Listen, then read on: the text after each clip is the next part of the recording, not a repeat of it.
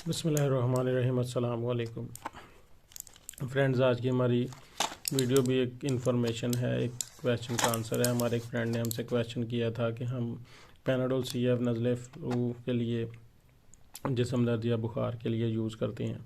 तो जब भी हम ये टैबलेट यूज़ करते हैं तो हमें बहुत ज़्यादा गनूदगी होना शुरू हो जाती है या बहुत ज़्यादा नींद आती है।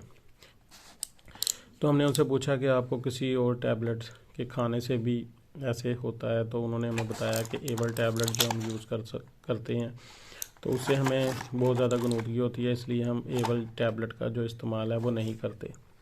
जो टैबलेट में क्लोरोफेनेरामिन मौजूद है, ये भी एबल टैबलेट टैबिसाल्ट है। तो ये अगर आप एबल टैबलेट यूज़ करने से आपको गनूदगी होती है तो इसके यूज़ करने से भी आपको गनूदगी होगी।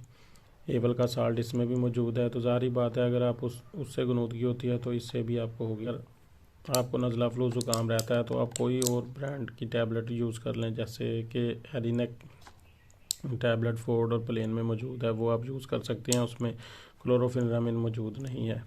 तो ये वीडियो थी, इन्फॉर्मेशन थी एक क्वेश्चन के बारे में। तो अगर आपको पसंद आई है तो लाइक करें, शेयर करें, चैनल को सब्सक्राइब करें, बेल आइकन का बटन ज़रूर दबाएं।